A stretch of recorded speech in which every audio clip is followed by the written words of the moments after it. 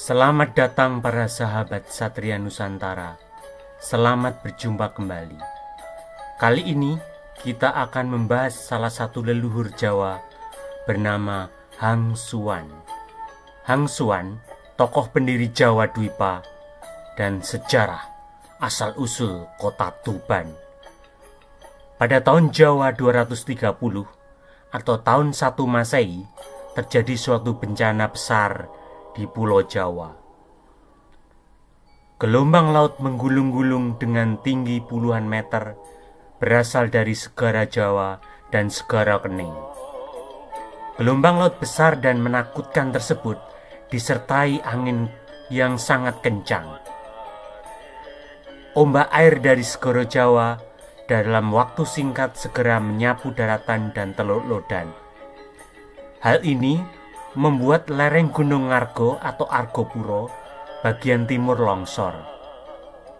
Bencana besar berupa tsunami tersebut terjadi akibat Gunung Agung Sengkopuro meletus dahsyat tepat pada tahun Jawa 230 atau tahun 1 Masehi. Pulau Bawean Sengkopuro separuhnya amblas dan magma yang diikuti batu-batuan segera dimuntahkan Gunung Agung Sengkopuro ke atas. Batu-batuan dan cairan panas dilemparkan ke angkasa oleh letusan gunung tanpa henti dan menjadi pemandangan yang mengerikan bagi setiap mata yang memandang. Hujan abu menyebar ke segala arah, menyebabkan Segara Jawa tertutup abu. Teluk Lodan berubah menjadi daratan. Daratan tersebut sekarang menjadi Kecamatan Keragan, Sarang, dan Sedan yang merupakan wilayah Kabupaten Rembang, Jawa Tengah. Segara Kening juga berubah menjadi daratan. Saat ini, wilayah tersebut menjadi pesisir utara Kabupaten Tuban, Jawa Timur. Di sebelah selatan, bencana ini membuat Sungai Bengawan Solo yang mengalir dari Kradenan terus menuju ke arah utara hingga Cepu, kemudian berbelok ke arah timur menjadi Sungai Bengawan Ketek, lalu menjadi Rowo Widang hingga ke arah Pangkah atau Sidayu, lalu aliran sungai berakhir di Segara Sukitan Medunten atau Madura. Pada tahun Jawa 280 atau tahun 50 Masehi, daratan yang merupakan bekas laut tersebut telah berubah menjadi hutan rimbun yang ditumbuhi berbagai macam pepohonan. Orang-orang Tanjung Putri, Rembang keturunan Ki Sendang yang tinggal di sebelah utara Ngargopuro mulai berani membuka hutan menjadi tempat pemukiman baru dan mendirikan perkampungan di pesisir pantai Segara Kening. Wilayah yang berada di sela-sela daratan batu kapur di sepanjang laut mengalirkan air yang jernih. Wilayah yang dibuka untuk pemukiman baru itu dulu disebut Desa Midok, sekarang bernama Desa Beti atau Bekti Harjo. Desa Bekti Harjo terletak di Kecamatan Semanding, Kabupaten Tuban, Jawa Timur. Pada tahun Jawa 330 atau tahun 100 Masehi, Desa Midok berkembang menjadi pemukiman yang besar dan wilayahnya membentang ke utara melewati pegunungan yang tanahnya berwarna kuning kemerah-merahan. Setelah menjadi banjar atau desa yang sangat luas yang menghadap ke laut, para nelayan dan pelaut membangun pelabuhan di wilayah pesisir. Pelabuhan itu lambat laun disinggahi para pelaut dan pedagang dari mancanegara. Para pedagang menjual berbagai macam kebutuhan penduduk di Pasar Midok. Pelabuhan itu sekaligus berfungsi sebagai pasar bagi penduduk Midok dan segala kebutuhan hidup bisa diperoleh di tempat itu. Namun, oleh para pedagang mancanegara, desa itu tidak lagi disebut Desa Midok, tetapi dinamakan Banjar Siti Jenar. Siti Jenar artinya wilayah yang tanahnya berwarna kuning. Di Desa Midok Orang-orang Tanjung Putri Jawa Wuning yang merupakan sebagian besar penduduk Banjar tersebut kemudian secara musyawarah mufakat mengangkat seorang bijaksana yang merupakan keturunan Ki Sengdang atau keturunan dari Keraton Tanjung Putri sebagai pemimpin. Ia bernama Hang Suan. Hang artinya orang yang dihormati karena kebijaksanaannya, dan Suan adalah nama orang tersebut. Hang Suan diangkat menjadi datu atau ratu di Banjar Siti Jenar. Pada saat ia diwisuda menjadi datu atau ratu, Hang Suan mengundang para pemuka masyarakat. Tempat yang digunakan untuk melantik Hang Suan sebagai datu atau ratu ditetapkan menjadi pusat kota Siti Jenar. Banjar Siti Jenar berubah menjadi sebuah kota pelabuhan yang besar dan kemudian diberi nama kota Begjo Agung. Kemudian oleh orang-orang diucapkan secara salah kaprah menjadi Bejagung. Begjo Agung artinya kota besar yang diberikan kemujuran atau keberuntungan. Pada tahun Jawa 337 atau tahun 107 Masehi, Datu Hang Suan berhasil mengkonsolidasikan seluruh Banjar atau desa-desa besar di pesisir utara Pulau Jawa. Kota Begjo Agung lalu dijadikan pusat pemerintahan Banjar-Banjar yang berada di seluruh wilayah pesisir utara Pulau Jawa.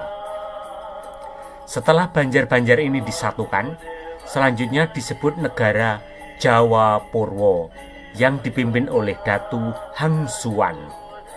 Mulai zaman pemerintahan Hang Suan, orang-orang Jawa Nusa Pegon atau sekarang disebut Jawa Timur banyak yang mengadu nasib ke Banjar Siti Jenar. Hal ini dimaksudkan agar penduduk Nusa Jawa Pegon bisa melebur dengan negara Jawa Purwo yang dipimpin Hang Suan. Mereka menyebut Hang Suan dengan ucapan Datu Hang Tuban, dan selanjutnya wilayah tersebut disebut pemerintahan Tuban.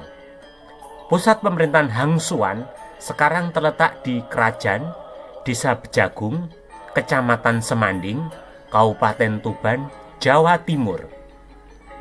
Kota Begjo Agung lalu disebut Kota Tuban. Tuban berasal dari kata Suan, ratu pendiri Jawa Dwipa pada tahun 107 Masehi. Pada tahun Jawa 340 atau tahun 110 Masehi, bumi Jawa Pegon diguncang gempa bumi dahsyat yang pusat atau episentrumnya di Gunung Kamput atau Gunung Kelut. Gunung berapi yang menyangga Segoro Supitan Kamput berguncang keras dengan mengeluarkan suara yang sangat menakutkan. Gempa bumi ini menyebabkan pohon-pohon besar roboh. Lereng gunung semuanya longsor dan tanah longsorannya menutupi Segoro Supitan Kamput. Tak lama kemudian, Gunung Kamput atau Gunung Kelut meletus dahsyat, menyemburkan lumpur panas dan batu-batuan panas hingga menutupi Segoro Supitan. Hujan abu di mana-mana. Orang-orang Banjar Siti Jenar memandang ke langit yang gelap gulita, di mana awan gelap tampak memenuhi langit. Mereka begitu ketakutan dengan pemandangan ini, dan tidak ada seorang pun yang berani keluar rumah karena hujan abu mengganggu saluran pernapasan dan pandangan mata mereka. Daun-daun pisang banyak yang patah karena tak kuat menahan abu yang terus-menerus jatuh akibat letusan dahsyat Gunung Kamput atau Gunung Kelut. Setelah kira-kira 1 tahun dari keletusan Gunung Kamput atau Gunung Kelut, keadaan yang menakutkan berangsur-angsur mulai membaik. Segoro Supitan Kamput mengecil dan segoro tersebut tinggal tersisa 1/5 dari luas sebelumnya. Segoro Supitan Kamput berubah menjadi sungai besar atau bengawan yang bisa diseberangi dengan rakit atau menggunakan gedebok pisang. Sungai besar ini lalu dinamakan Kali Brantas. Peristiwa ini terjadi pada tahun Jawa 341 atau tahun 111 Masehi.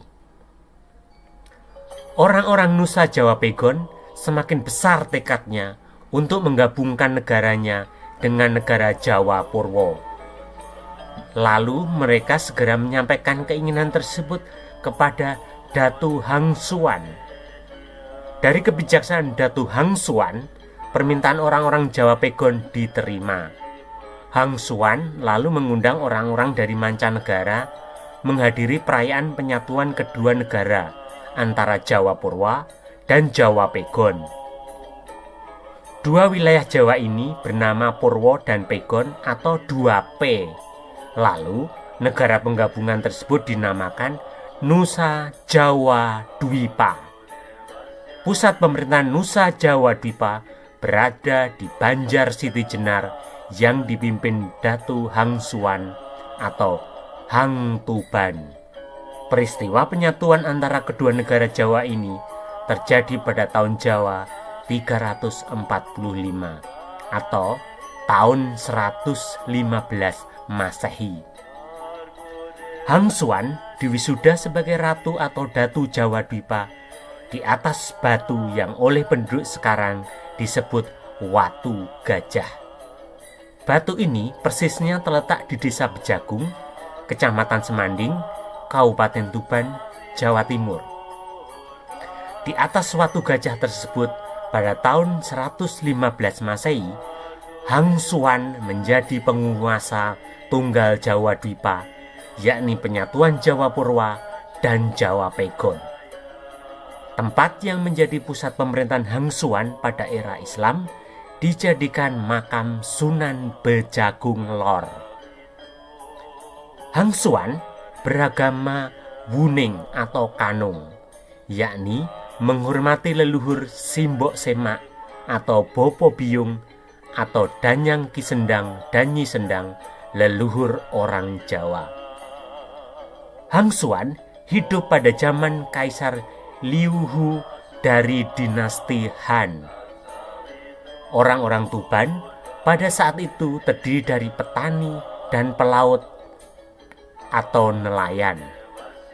Sebagian penduduk juga membuat tuak yang mereka hasilkan dari pohon siwalan yang tumbuh di daerah tersebut. Pohon siwalan mampu memproduksi air nira atau legen. Legen yang difermentasi akan menjadi tuak dan dipercaya memiliki manfaat menyembuhkan penyakit kencing batu. Pada masa pemerintahan Raja Erlangga di Kahuripan sampai dengan pemerintahan Kerajaan Majapahit, Tuban menjadi urat nadi perdagangan dengan negara manca. Pelabuhan Kambang Putih Tuban menjadi pelabuhan utama pada masa pemerintahan Raja Erlangga hingga Kerajaan Majapahit. Pada masa Kerajaan Majapahit, Tuban dipimpin oleh Adipati Ronggolawe. Pusat pemerintahan Ronggolawe terletak di Kelurahan Kutorjo, Kecamatan Tuban, Kabupaten Tuban. Oleh pemerintah Tuban, hari jadi kota Tuban ditetapkan berdasarkan peringatan pengangkatan Ronggolawe pada 12 November 1293 sebagai Adipati Tuban oleh Raja Majapahit yang pertama, yakni Raden Wijaya atau Nararya Sangramba Wijaya. Tuban menjadi pusat pelabuhan utama yang berfungsi menjadi urat nadi perekonomian Kerajaan Majapahit. Ronggolawe kemudian digantikan oleh anak keturunannya setelah ia gugur dalam perang tanding melawan Kebo Anabrang. Ronggolawe adalah putra dari Arya Wiraraja yang merupakan Adipati Sumenep Madura. Pusat pemerintahan Ronggolawe di Tuban pada era Wali Songo diubah menjadi Masjid Agung Tuban. Masjid Agung Tuban terletak di Kelurahan Kutorjo, Kecamatan Tuban, Kabupaten Tuban, Jawa Timur. Masjid Agung Tuban pada masa Wali Songo menjadi pusat penyebaran agama Islam di Tuban. Demikianlah sejarah asal-usul nama Jawa Dwipa dan asal-usul kota Tuban. Sampai jumpa dengan video-video berikutnya. Salam dari admin Satria Nusantara.